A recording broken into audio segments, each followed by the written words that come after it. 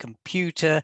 And good morning, everyone. It is Good 30th October 2020. It's the day before Halloween. Oh, Steve. Tell me you're not going to dress up. I was, remember? Oh, I'm well gutted now. Listen, don't worry. You know that it's terribly bad luck to dress up as in Halloween costume before Halloween. I'm trying to keep a straight face. That was just not funny. That was incredibly mean. No, it's not mean. It's not mean. And bearing in mind we haven't been on the airwaves, not airwaves. Airwaves are a chewing gum. Airwaves for quite a while. That wasn't a nice comment to make, Steve. No, I'm just saying. I was trying to stop you feeling bad about yourself. Mm-hmm. This is part of my job here. Mm-hmm. In fact, I think it's my only job. Well, good morning, everyone. It is 30th of October, and it's episode 10. We've hit double digits, Steve. We have hit double digits, and we started this back in the summer just as a way to support people at a time of change and perhaps challenge, and a way to just give people tools, which is why it's called Tools for Living Your Life. And we've hit double digits. I'm incredibly proud of that. I think that is something to be celebrated. And we're seeing each other this weekend, so we will celebrate away. That's true. I don't know how we'll celebrate, but we'll do it some way. I'll wave to you across the room. I know we can't even give each other hugs or anything, will we? We'll have to be doing all of this kind of... I might just wear my Halloween outfit tomorrow, you know. Okay. Well, I've got so much to look forward to. Anyway, on the other hand, won't. You know what, guys? I did try to convince Steve that today we should wear something for Halloween, and I think it was Steve's absolute insistence that wasn't going to happen that's led me to forgetting all about it. Well, there's all kinds of NLP that we could bring into that particular conversation about how I was making you do stuff that you didn't want to do. But let's save that for another time. Let's save that for maybe when we're not on air. Anyway, good morning, everybody, and hello, Jaff. Hello, how are you? All good. It's nearly weekend. It is. So, are we getting straight into an activity? Because we've got some wonderful stuff to talk about today, some really magical stuff, and I think it goes right back to the basics, the foundations of NLP, and it's a part of NLP that I don't think we've not necessarily covered in much. You should have kept a record, really. Yeah, should be like tick. But I think in usual way, shall we start off with a bit of an activity? I think we should. So, folks, if you have something with you that you can drink, have a mouthful of something damp. The importance of keeping hydrated when we're doing stuff, whether it's at home or anywhere else. And you might just want to find yourself on your feet. I'm going to sit down again briefly because I'm just going to show you. We're going to do ourselves a little chakra rub, or I don't know what it's called. It's on the those energy mediums on your body. So what you will need to find is your collarbone that goes across here. Just below that, on either side of your breastbone, there are two little hollows. And what I'd like you to do is just take your hands like it was a pistol, just find those two little hollows just below your collarbone, either side of your breastbone, and just give them a bit of a rub. Okay, so the idea is by doing this, we free up energy, and especially energy that's going up and down our body. So up and down from our heads, where we might need to be for the next few minutes anyway. So just give them a rub. And when you're ready, take the other hand, same thing, different side of your body. Fantastic. So just give them a rub. You don't have to believe in any of this stuff. Just notice if there's a difference. Okay, and then we're going to do a little bit of exercise. And the exercise is we're going to lift our right hand and our left leg in some variation and then cross over. So we're just doing some crossing over exercise, which is great for getting the blood flowing a little bit, maybe relieving a little bit of tension. if you've got that, and just doing something daft. Now, my partner, Kath, when she starts doing this, she's dancing all over the place.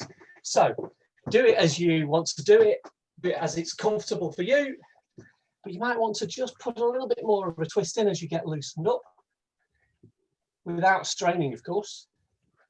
And you might want to speed up just a little bit. Wonderful. Okay, so if you'd like to sit down again.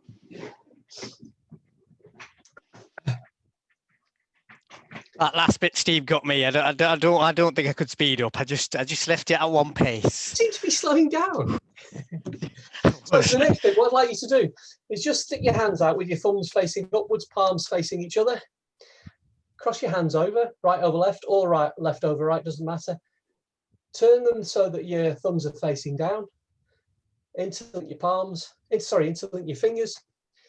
And then you can either bring those interlinked fingers up to your chest, or you can leave them just resting on your lap, whichever's most comfortable for you.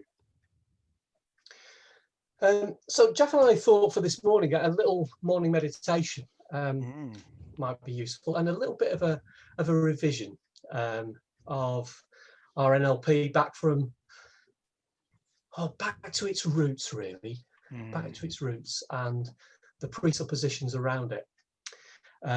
So what we invite you to do is to sit up with your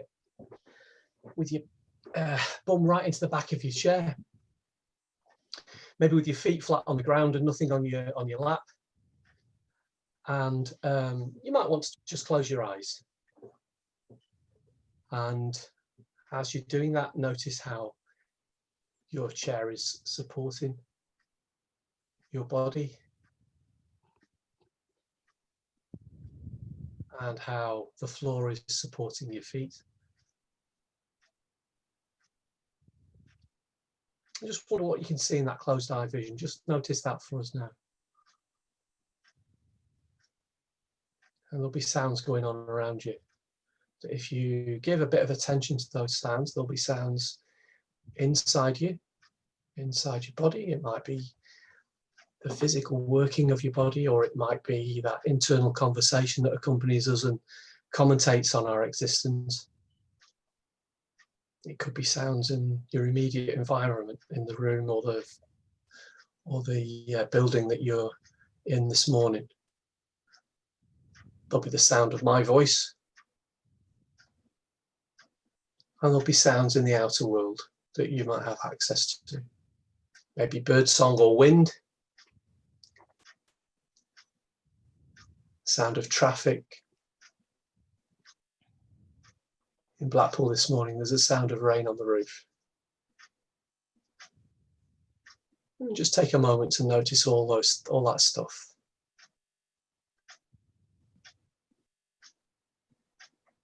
And as you're doing that, just take a few slightly deeper breaths. Noticing as you do that, as you breathe in, maybe through your nose, the air is cool. And when you breathe it out, it's warmed up, and we can use that as a metaphor. We can let that warm air carry away any stresses or tension, and we can let that cool air just pique our curiosity for the day ahead, including this bit. So I'm guessing the presuppositions of NLP are going to be fairly familiar to you. So just follow our voices as we take you back through them. So we already have all the resources we need, or we can create them. The meaning of your communication is the response that you get. People work perfectly. Possible in the The world, unconscious part of our possible for mind me, is is just benevolent a and matter on our of side. how. The person man with the is not greatest the territory. flexibility of thought, emotion and There is behaviour no such thing as have the failure, greatest influence on any only interaction. feedback. You're not your behaviour. Human behavior has a purpose. Cannot not communicate. Energy flows where attention goes. All behaviour has a positive intention. We are as different on the inside as we are Mind and on the body are one outside. system. Experience. We already is have not a all the structure. resources we need, or we can create them, If what you do sometimes with isn't the help working, from others. do something else. Do People anything work else. perfectly. The meaning of The your unconscious communication part of is our the mind response is you get. benevolent and on our side. Possible in the world. The person with the for me. greatest flexibility of thought, Just a emotion, and matter of how. behavior will have the greatest influence of any The map interaction. is not the territory. You are no such not thing as your failure. behavior. Only feedback.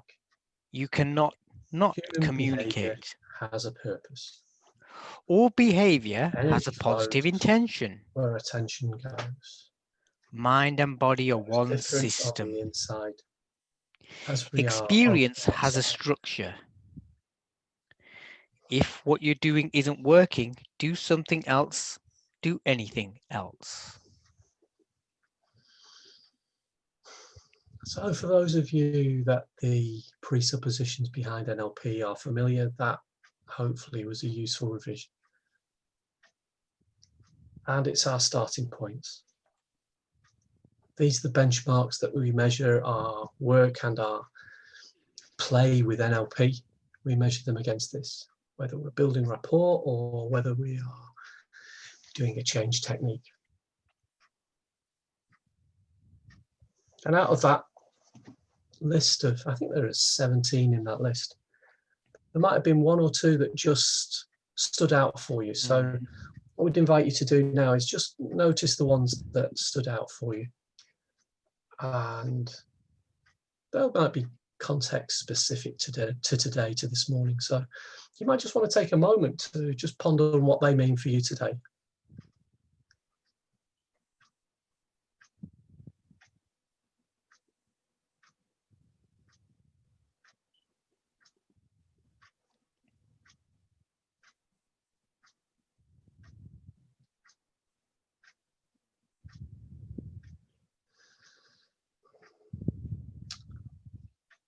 And soon, not now, but soon we'll be bringing you back into your room and back to our meeting this morning.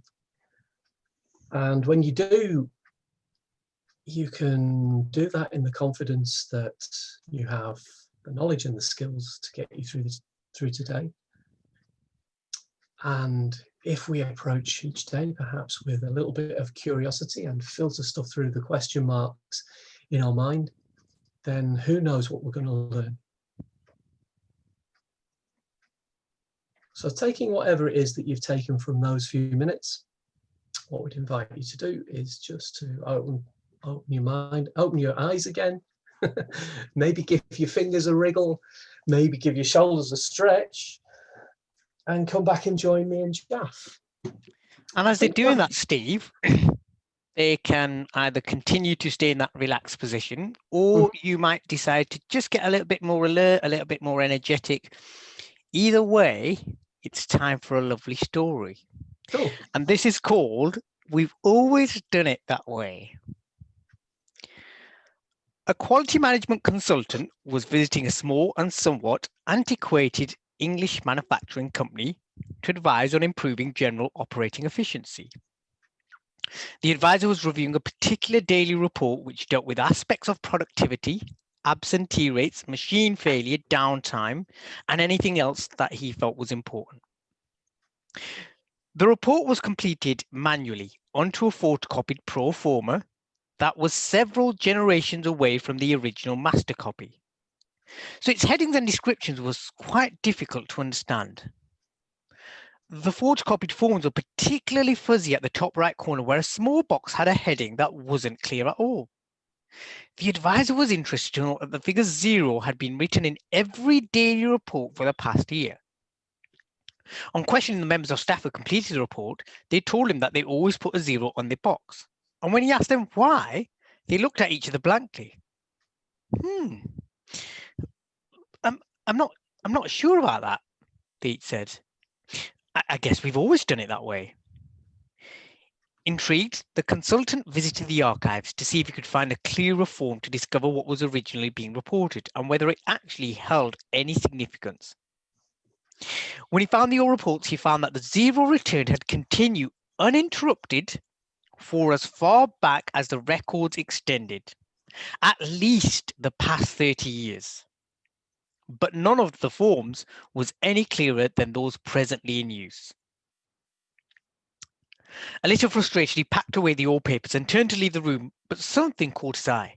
In another box, he noticed a folder, promisingly titled Master Forms. Sure enough, inside it, he found the original daily report pro forma master copy in pristine condition. In the top right-hand corner was the mysterious box, and on top of the mysterious box was a heading clearly showing the words number of air raids today. And so we've always done it that way, Steve, because that's how it is. And so we were talking yesterday because we realized that we'd been off the airways, not airwaves. Airwaves are a chewing gum.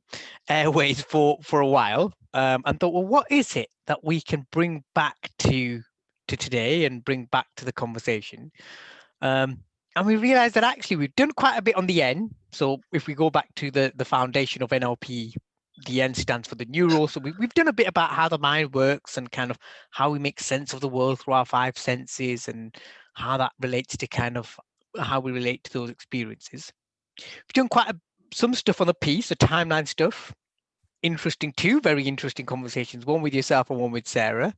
And then looked at other patterns and programs and habits that we might be running. And this is one of them, the story. The bit that we've never looked at is language, or we've not really spent a lot of time looking at, is the L, the linguistic, the linguistics of NLP, the language that we use to relate some of those experiences that we go through our five senses and in other ways. What kind of language you put to them, and we just thought it'd be really nice to share from the foundation diploma some really interesting influencing language, language that we might use all the time because we've always done it that way. We don't know any different. Well, after today, hopefully by 11:30, perhaps a little bit after, some of those words will become slightly more defunct in your vocabulary, or you'll become much more conscious as to how you use them and what impact they have. Cool. So we've always done it that way, Steve. Yes, we have. Yes, we have. Where should we start? Because it's an interesting one, isn't it? Because actually, although we haven't shone our spotlight, our torch beam directly onto language yet, we've been using language throughout, haven't we? Absolutely. And part of that thing is, which is a strength, I suppose, but it's also that weakness. I was training a foundation diploma at the weekend, and we were talking about the Albert Morabian stuff. Yes. So do you remember that the guy Albert Morabian, it was an Iranian immigrant to the States, and back in the 1960s, I think it was, he did lots of research into the meaning that we take from the way we communicate. And I forget what the exact figures are, but I think it's only about 7%. 7%, yep, Steve, you're right. Yeah, of the meaning that we get from any interaction where communication is involved is through the vocabulary, through the actual words that are used. I think it's about 38% is to do with voice tones and qualities. And the rest, I think it's 55%, is all to do with body language. So in a way, it's interesting, isn't it? So language gets forgotten because it becomes part of the P of NLP, the programming. So it's really nice to kind of have a chance to kind of put our spotlight back onto the language stuff. And I think that thing that you said there, Steve, about whilst it only makes up 7%, so whilst our words only make up 7% in terms of the meaning that they give across when you communicate with someone. So there might be someone sat there watching right now going, well, why it's only 7%? Why are they spending time talking about it? There are some really interesting words that unfortunately have become part of our vocabulary, or fortunately, depending on, if you use them much more consciously now, as we're hoping you will do following this session. So there are words that have just become part of our everyday language. And I want to start with one. So I was talking to a friend earlier today. Sorry, I'm just reading I'm trying to find the message. So while you're doing that, can I just remind people who might be joining us, if you've got any questions or comments, please send us lots of feedback. Otherwise it'll just it'll be the Jaff and Steve show, which it will. Yeah. Nobody would want. So please give us feedback and get involved with us. Yeah. So my friend Bless, he's fallen out with another friend, and he said, well, when we see each other, I don't want to try and talk about the situation. Now, fair enough statement. You've fallen out with someone. I don't want to try and talk about what's going on. Well, there's a couple of really interesting language patterns in there. And the first that I want to pick up on, and you might want to come in with the other one, Steve, is that slippery word, try. Ooh, yeah. It's a little bugger, isn't it? Yes. It's a little bugger, isn't it? And I remember, again, we were taught by a great trainer who, when he started talking about this, I thought, wow, yeah, that makes sense. So I'm going to relay his story because I think it's just fabulous. And it's one of those words that it's, and let me just remember this, it's effort without commitment, if I've got that right, or something along those lines. And we use it, don't we? Steve, I'll try to give you a call at 9:30 on Saturday. I'll try. Well, actually, the chances are that you're not going to. And it's a really nice filler word to make someone just feel pretty good. I'll try. And like I said, the story that Chris regales us with is he was doing up his house and he rang builders and whatnot, and the builders or whoever said, Chris, I'll try to be at yours for 6:30. Now, before he knew the word try, before he knew about this kind of stuff, well, he went, oh, bless, he's going to try to be there at 6:30. So 6:30 would come along. So he said, I'll try to be there around tea time. So in Chris's head, it's 5:30 is tea time. 6:30 comes and this gent still hasn't turned up. And Chris is thinking, my gosh, this gent has a really late tea, doesn't he? 7:30, 8:30, and this gent still hasn't turned up. 9:30, and Chris is going, my gosh, this is a really, really late tea. Well, actually, for that gentleman, it was that kind of effort without commitment. It's I'm not going to give you a definitive. And it's such a slippery little bugger because it's unfortunately it's become part of our language. Yeah. I'll try to get that report to you, Steve. I'll try and come and visit you. Sorry, go on. No, I was going to say as well, it kind of, it violates the idea of a well-formed outcome. Because it's so unspecific. Yeah.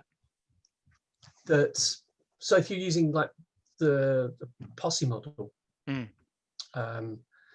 so it needs to be positive. You need to acknowledge your own part. The size needs to be right. It needs to be specific, because if it's specific, it generates evidence, and then you can weigh the evidence against your own personal ecology. So it really violates that idea of being specific. Yeah. If I said to my boss, I'll try and have the work done by Monday, what I'm actually saying is, that might be your outcome. Yeah. It's not mine. Because there's all kinds of stuff that I'm going to be doing over the weekend that don't involve work. So please don't expect it. Yeah. Or rather, expect it, but don't. The other thing that struck me was, when your friend was trying not to talk about the beef that he was having with his other mate. He was really loading the dice against himself as well, wasn't he? Because that whole thing, when you give yourself that instruction not to do something, immediately what you want to do is do it. It's the old keep off the grass stuff. And bless him, he will be watching this at some point. So I'm hoping he'll look at this and chuckle. And I did say to him, please watch today's episode because it is just so timely. Because that thing that you just said there, I'm going to try not to. So it's that double negative. Yeah. And what your mind does, well, it goes, well, I unfortunately I can't work in negatives. I can't process that. So what I'm gonna do is I'm just gonna get rid of the not, and that means I'm going to try to talk about this. Yes. And what followed, bless, was 2 or 3 messages about the same issue. And that is fine. How it works, isn't it? That is fine, because ultimately he's not aware of this, and I'm hoping now that he is aware of it, it will start to percolate a little bit more. Yep. But again, the mind is so there's an NLP presupposition. You might have heard it. Me and Steve were talking through them before. The unconscious mind is benevolent. So it absolutely is benevolent. It's absolutely there to look after you. And at the same time, our mind is one of those that just needs simple, direct instructions. Okay. Yeah. And so and we'll come on to how you can do that in a minute with some of the other influencing language that we'll mention to you. But, you know, to kind of, and it's interesting, isn't it, Steve? In organizations, the amount of stuff that's written in do not. Yes. Okay. In organizations and in businesses, do not do this, do not do that, do not do X, Y, Z, do not do A, B, C, D, E, F, G, H, I, etc., etc. I used to work in a school. I remember the first day that I was in there, and I went into the staff room, and off the staff room was a kitchen that was small and disgusting, as only a school staff room kitchen can be disgusting. And above the sink there was a huge thing of, don't leave your dirty cup in the sink. Yeah. And I looked down, and when I'd recovered from the horror of it, I thought, well, that's worked well. Yeah. Because the sink was full of dirty cups, I'm guessing. Oh, it was horrible. And some of them have been there for many, many years. So it's that thing, isn't it? Because when you say to me, do not leave your dirty cups in, or do not leave your dirty cutlery in the sink, automatically I kind of go, well, because you haven't told me what to do, I might as well just leave it here. Absolutely.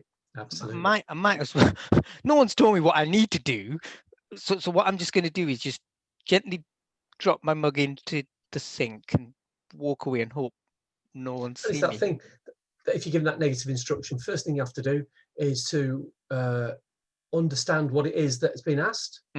So don't think of pink elephants. First of all, you have to think of pink elephants, and then, and only then, can you consider how it would be if you didn't think of it.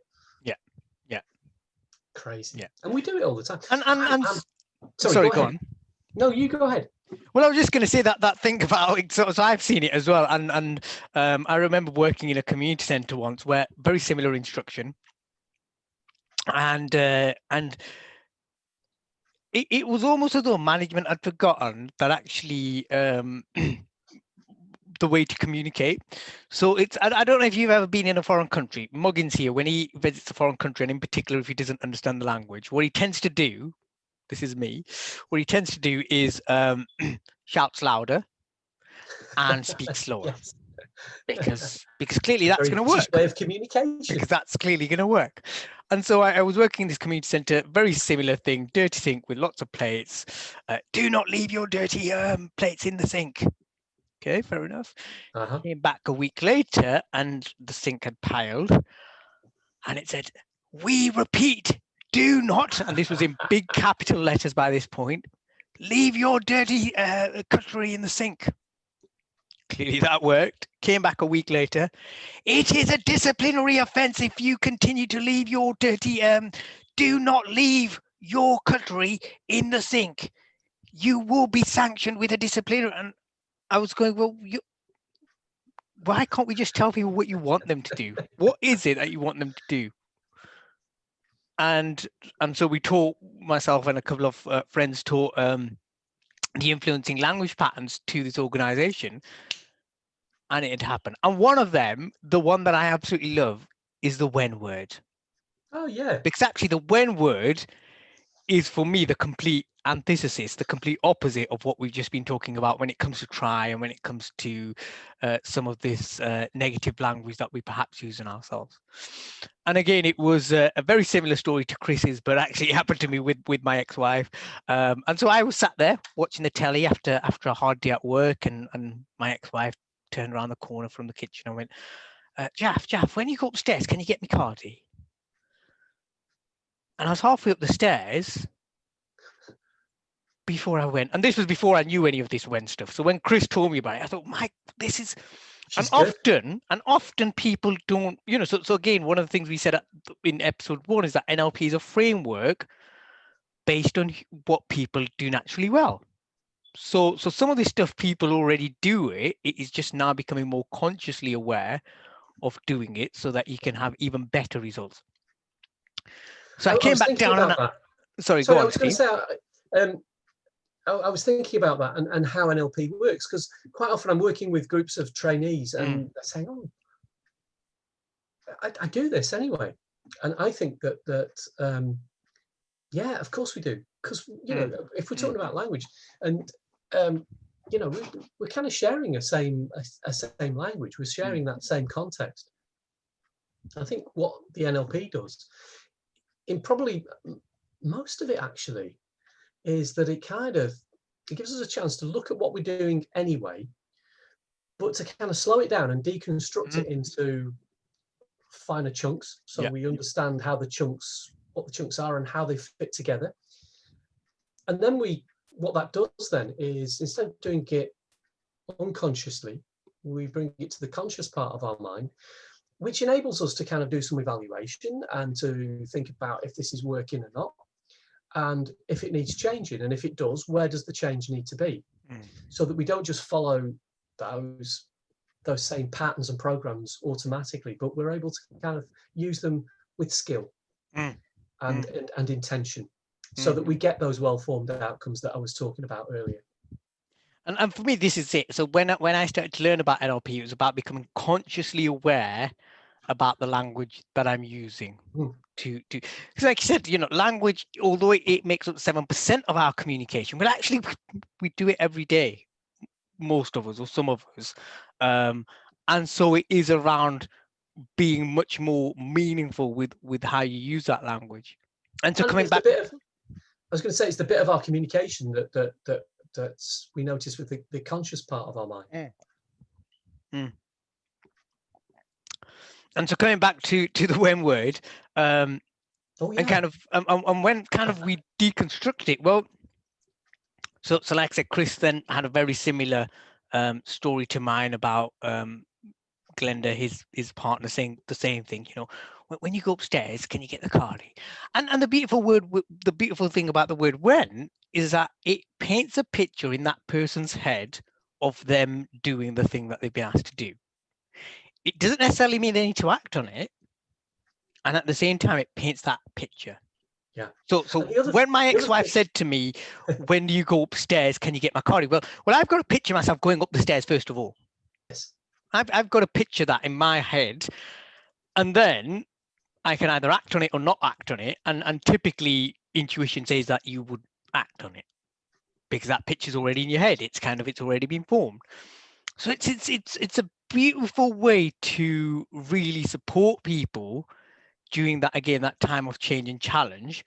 And unfortunately, it's been used because as we know, NLP, as with any framework, can be used unethically. So I remember when I went to go get my car, Steve, and it was the best thing ever, because by this point I knew NLP, and they were trying NLP on me, or not even trying. They bless them, they were doing their utmost to influence me as much as possible with the when word. So Jeff, when your car comes to an end, when your car comes to that end point, then what we can do is show you a range of cars that will meet your needs only. And then you can have a drive around. And when you're happy with that car, then we can start to talk about the figures. Then we can start to talk about actually, because that's the last bit. But let's get you when you found that car. So that paints a picture in my head. Well, I'm going to find the perfect car. and chances are I'm going to find the perfect car with this company. Yeah. Oh, absolutely. And the thing about the word when as well is that there's like a time dimension to it as well. So it's located somewhere in the future. So it implies something that's going to happen, but not too far in the future. So it's a very clever word. It's a four-letter word that gets a whole lot of communication done. It really does work hard, doesn't it? And so I've given an example of how it can be used. I say unethically. Actually, people within the car sales world might go, "That's very ethical." Hey, so these are my targets. It's chicken and egg. But one of the ways that I remember it being used really ethically. So I was working at one point. I used to work with the Scouts, and I was working with a local Scout group, and they were going, Jaff, we can't do this anymore. And I went, what's the matter? And they went, our Cubs, bless them. And Cubs are, if I get this right, 8 to 10. Okay. That 8 to 10-year-old. Our Cubs, bless them, they're fab. There's only one struggle we have with them. And I said, what's that? So, well, when it comes to the end of the session, they don't want to pack up. And I thought, well, yeah, they're 8 to 10-year-olds. Of course, they don't want to pack up. Enjoying themselves. They're enjoying themselves. And they said, but that has a knock-on effect.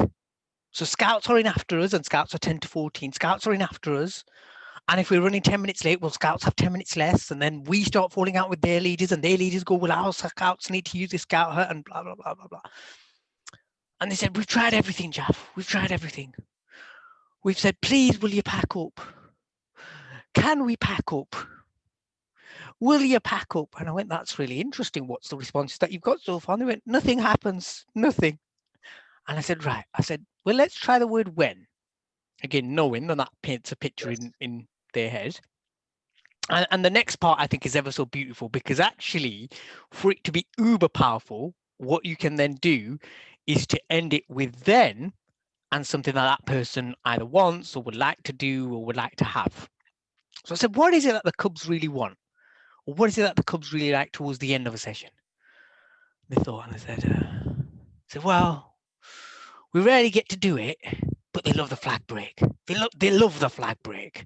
And the flag break is the end of the session, bringing the session to a close, and you sit there and fingers on lips, and it's a very kind of ceremonial, very traditional aspect of Scouting.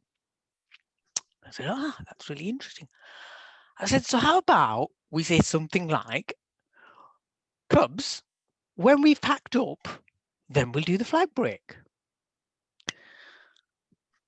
You are? I said, just try it. That's not good. We've said that. We've said, will you pack up, then we can do the flag break? Or can you pack up and then we'll do the flag break? And I said, that's all good and well. What you haven't done is started it with the when, and I explained how when paints a picture in someone's head. And so I said, so let just give it a go. And you could see the Scout leader thinking, I'd absolutely lost the plot. And she'd walked over and kind of gone to the Scout group, and she said, right, Cubs, in the least enthusiastic voice ever, Steve. It was fabulous to watch. Right, Cubs,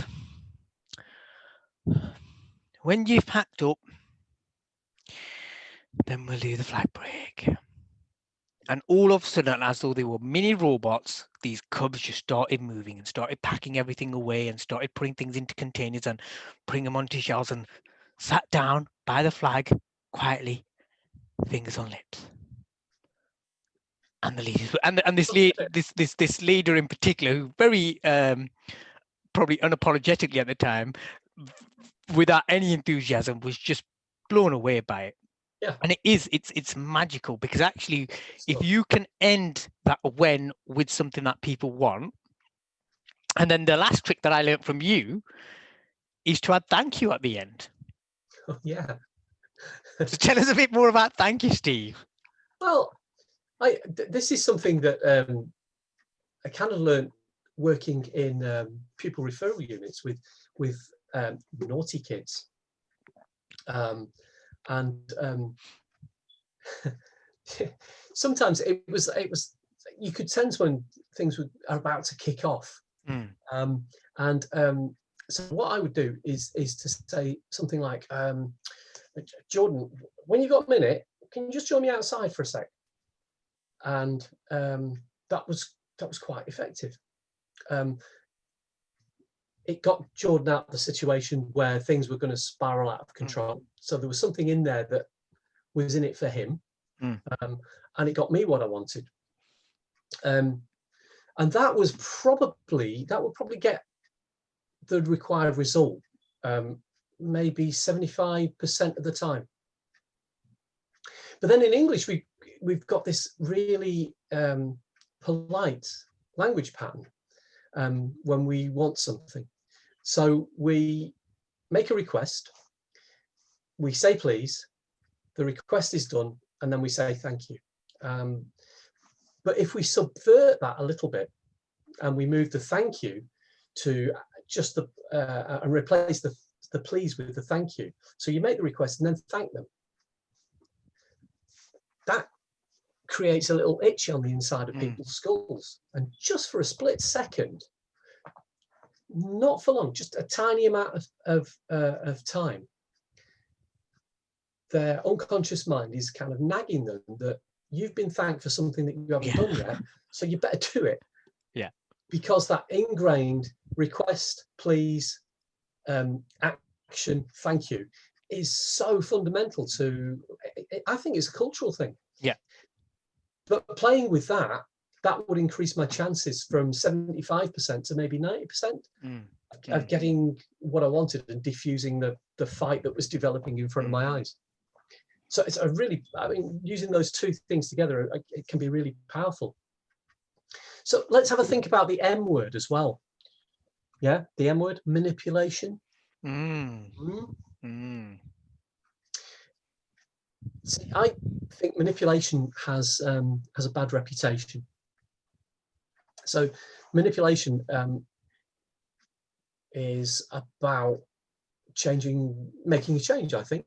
And so I don't think any education or any training happens without there being a certain amount of manipulation. And I don't have a problem with that at all. I really don't. It's a bit like if you want to screw a screw into the wall and you use a hammer, then if you get the wrong results, it's not the hammer's fault. Yeah. It's your fault for using the wrong tool. So it's about which tools you use and how you use them. Where are you starting from? What is your motivation? So I think if you're manipulating people from the point of view of maybe an agreed, well-formed outcome, or manipulating them from a good place yourself, then what's wrong with manipulating people? It's just a word. If you're coming from it from a point of view of trying to exploit or kind of belittle people, then you can do that. But then it's not the NLP's fault. Because NLP in some places has a really bad reputation because it's all about that manipulation and how it's used in things like you mentioned in sales to sort of brainwash people to, I don't believe brainwashing is possible in a way, but that manipulating people into doing stuff that they perhaps don't really want to do. And does it work? Hell yeah. Of course it does.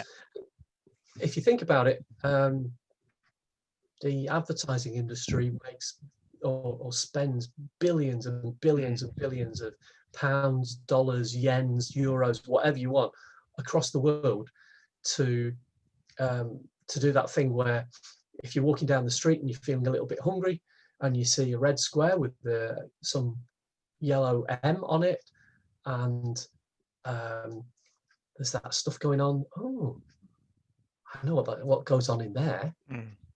And there's a little, so you've got a visual input, you've got a sound input because there's a little ditty that goes with it. I'm loving it,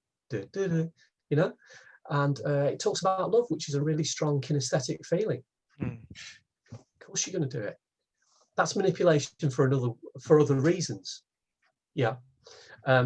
But you can trace that back and you say, well, from an NLP point of view, they're hitting the visuals, they're hitting the auditory, they're hitting the kinesthetic. It's a nice piece of NLP. And again, it goes back to, for me, NLP being a framework.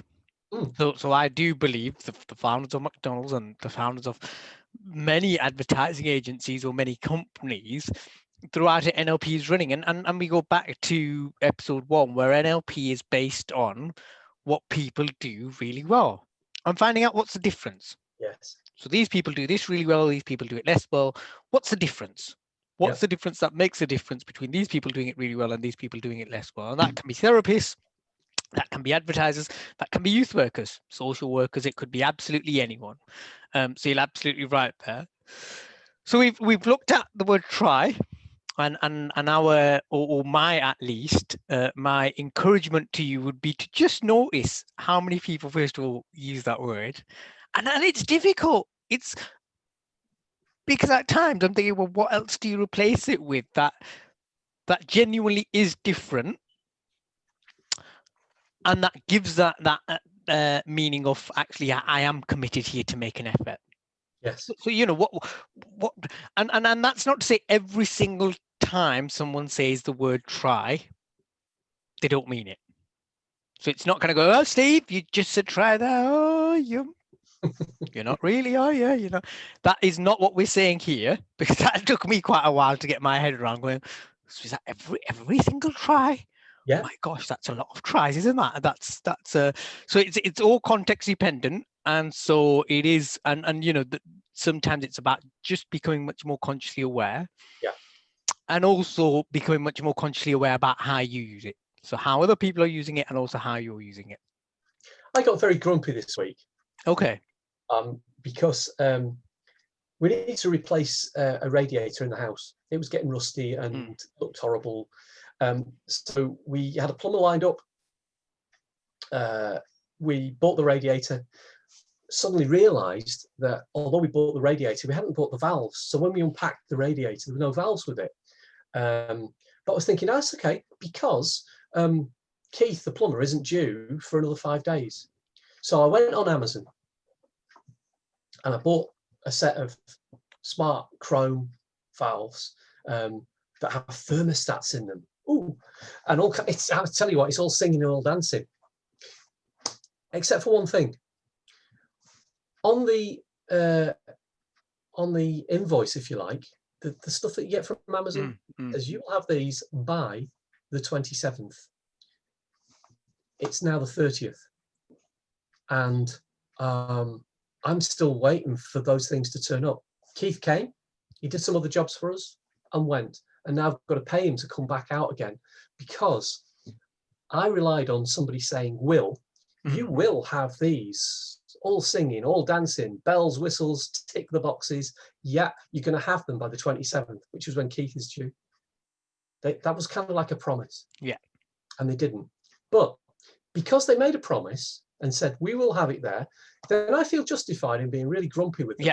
Yeah. If they said, well, we'll try and get it for you, we'll get it for the middle of next week. We'll try and get it to you for the middle of next week. Okay, if I'm prepared to put up with that, then, you know, that's fine. They're going to try, and it might happen or it might not. Who knows? But when people say, yeah, they are going to do something, and then they don't, then I've got kind of like I feel like I've got a grounds for complaint. I feel I'm on the moral high ground. Oh, yeah. Because when people say will, it's like, okay, you've told me you've got to, there's something in there. Again, perhaps it's a cultural thing about when we make a promise and we say we're going to do something, then there's something about our integrity that we're going to follow through and do it. And that can have side effects in either way. So it can be very positive. So I know when I started on my NLP journey, it was I'll try anchoring. I'll try anchoring this week, and it was lovely to have people go try. No, I will. And that was an effort of commitment on my side to kind of go, no, I am. That is it. That is definitive in my head. And like you said, then the reverse could happen, where sometimes you'd rather go, someone said, I'll try to get those valves for you by the 30th, because actually then you're going, I can say to Keith, they might be here on the 30th, they might not. Actually, I don't need to necessarily get so worked up about it as well. Because again, words can provoke reactions. Yeah, of course. Whilst it's only 7%, they can provoke reactions, because as you rightly said, it's the stuff that we're paying conscious attention to. Absolutely. And I think that's the really important bit. So we've told you about the word try. Have a play with it, see what happens. We've told you about the word when, which I absolutely love. And then, sorry, Steve. No, I was just going to say, I hadn't realised there was such a strong link between the little word try and that idea of well-formed outcomes. Yeah. If you're actually going to do, if you're thinking about setting really clear targets, goals, outcomes, whatever you want to call them, and you see the word try in there, you don't want to know. Because actually what you're doing linguistically, again, coming back to that L of NLP, linguistically what you're doing is setting yourself up to fail. Yes. Yeah. And it also perhaps indicates, you know, the presence, the idea of secondary gains. So I'm going to try and do A, but actually an unspoken thing B exists out there that I'm really committed to. So my time that I could be achieving my outcome, what I'm really going to be doing is this other stuff. So from a linguistic point of view, and from the point of view of NLP practitioners, two things then that perhaps that if people constantly using the word try, it could indicate the presence of secondary gains that are going to stop them getting their well-formed outcome. I love it when, you know, when bits of NLP, when bits of stuff come together, absolutely, and start making a bigger face. Yeah, absolutely. So we've done the word try, we've done the word when and then. I'm conscious that we've got 7 minutes, Steve, and we haven't covered the biggie. So we're on well 6 minutes now, and we haven't covered the biggie. And I don't know whether we'll give whether we'll give that word justice. Shall we go for it? I'm intrigued. Which one do you mean? So I'm on about the word but. Dum dum dum. Go for it. So, I don't know if any of you out there listening are like me. I remember I used to have this interesting linguistic pattern where someone would come to me and tell me a load of stuff, and usually it was ideas or suggestions or all that, and I'd go, I get that, but, and I did get it, Steve. Genuinely, I got it. And genuinely, my whatever came after but was, I felt, was complementing those ideas and suggestions. Yes. What people heard was, I don't get it. It's a load of crap. This is what you're going to do instead. Yeah. So the fancy phrase in NLP is anything before but is negated. The more Lancashire phrase, the more Northwest phrase is anything before but is bullshit. Excuse my language. No, I understand there might be kids watching at any point, so excuse my language there. Disclaimer. And again, it's not every single time the word but is used. And at the same time, it is around opening up your filters to just see it. So for me, it's just another slippery little word that's become so integral, unfortunately, to our communication. And often it's a way to kind of, no offense, Steve, but. In other words, prepare yourself to be offended. Yeah. Right, and it's such an interesting one. So I often used to. So at one point, just for those people who don't know, at one point I was really lucky to manage and lead a youth charity, and I used to get really confused when I used to say to the staff, I get that, but I go, well, you don't get it, Jaff. And I go, and I get really upset, Steve. I go, I genuinely do, but. And they go, well, you don't, Jaff. And it almost became a running joke. Don't go to Jaff with an idea because he'll get it, but. And at times that really kind of got to me. You know, being human, I thought, wow, like, and I didn't know what to replace it with. I was always going, well, what do you, I get it, however, surely that's the same thing. It's just a fancy way of saying it. And I do get it. I just want to add to it. I just want to refine it. I just want to get people to understand that there could be additions to whatever those suggestions are. And so I was delighted when we were told the word and to replace but with and. And it's such a simple change and yet has such huge implications in terms of the way that message is being received. So I get that. And have we ever thought about ABC? Or did you know that there is ABC? Or any kind of iteration which makes someone feel as though what they've said has been validated, which is what I always wanted to do, was to validate that, because that has taken time and effort and energy for someone to come up with those ideas and suggestions. And for me to use the wisdom that I might have to go, actually, there's also these other opportunities and these other possibilities as well. And Well, it made such a difference. yeah, I was just thinking about how I use it in things like emails and texts. Mm-hmm. So I might say to somebody I'm sorry I haven't got back to you before now. And then typically what I do is say, but I've had a busy week. Yeah. So you get it, don't you? Yeah. If you change that but for and, what happens is I'm still sorry Yeah. that I haven't been in contact with you, or it's taken me a while to get back in contact with you. And I've had a busy week. And those two things then have equal value, don't they? So the apology still stands as an apology. I'm sorry, I should have got back to you before. And the reason I didn't is because it's been crazy busy. Yeah. Because, as humans, we do, and we were talking about this, I think, just before we came on the air, or as we came on the air, about meaning that we put to communication, and we can cover that at some other session. As humans, we put meaning to communication, even if there is no meaning there. Yeah. So, well, Steve clearly isn't sorry. He isn't sorry, and actually all he thinks about is himself and his work time. Well, actually, by just replacing that word but with and, like I said, it gives it equal weighting. And that's not to say people still won't put meaning there, because as humans, we're just interesting, phenomenal, at times weird creatures. It means there's less of a chance, I believe anyway, in my world, there's less of a chance for people to put meaning to that. Because, like I said, you've given it equal weighting. Yeah, and as well as kind of having that clarity with that person that you're communicating with, it's also about being clear for yourself as well. Are you sorry that you haven't been in touch for, or you haven't got back to their message? If you are, say so. If you're not, don't. But then don't say that you are and then put a but in the middle. Yeah. So it's about kind of building up that and being congruent yourself. Authentic, being authentic and being genuine. So we did manage to cover that in 6 minutes, and we are on 11:30 now. Good.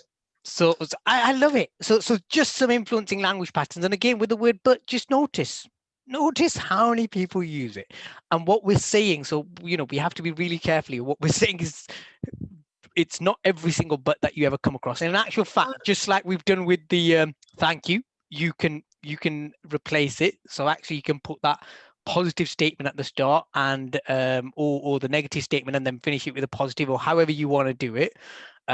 So but can work. And again, it's about how you can use it in a way to build even more effective relationships, to have even better communication more of the time, and to be you in a positive way.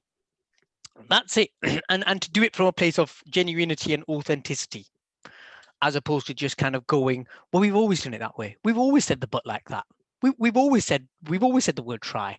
It's what it is. It's very British. Well, we have. And yet, and I just want to read that last line of the story again very quickly, Steve, because and it was a story that you sent me, so thank you for it.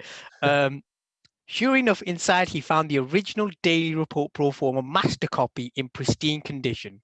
In the top right-hand corner was the mysterious box with the heading clearly shown, number of air raids today.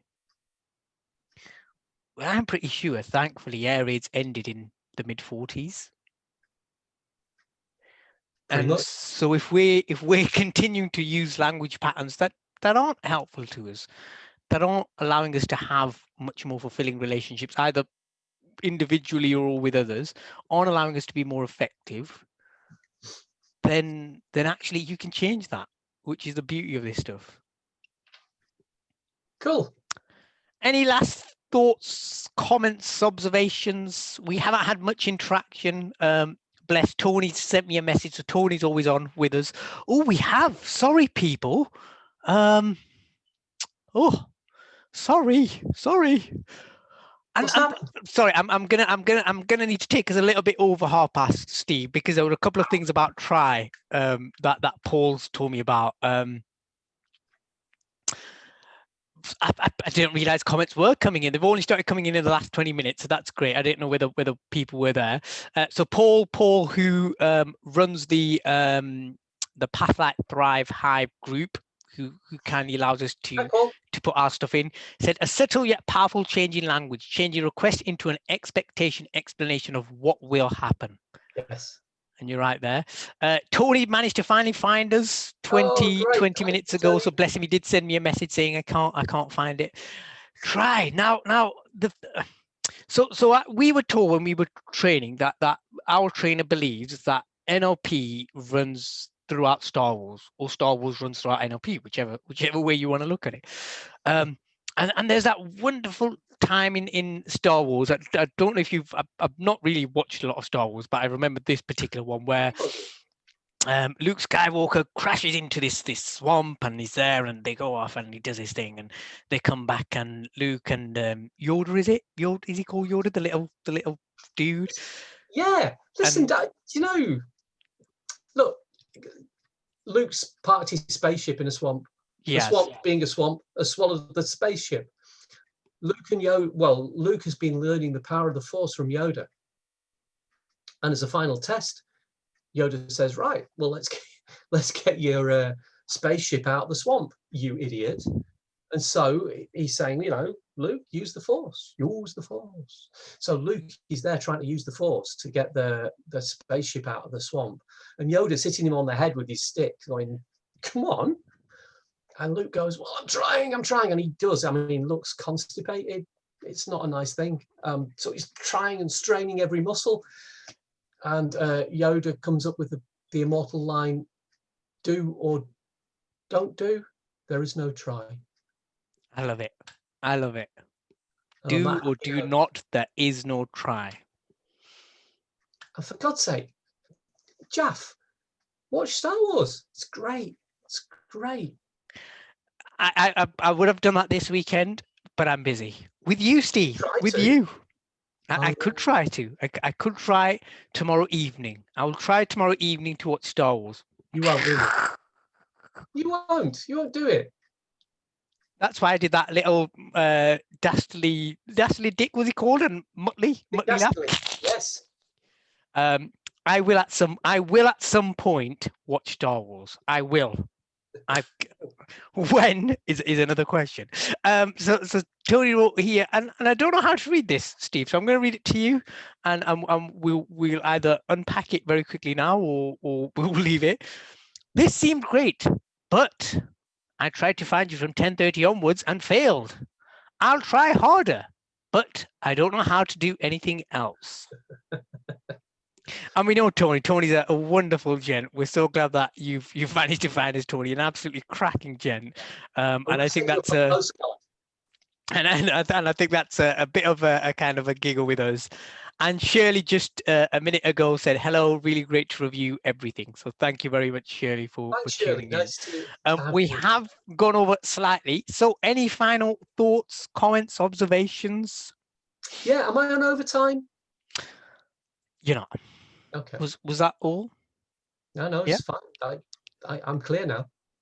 I'm glad you are, Steve. Now, next week, I forget, are we on next week or are we not on next? No, we're not on next week because unfortunately, fortunately, I should say, I am assisting on another NLP course, which is slightly different to the ones that we've been on, and at the same time still covers the content. So that'll be really exciting for me. And then I think the 13th, you may be away.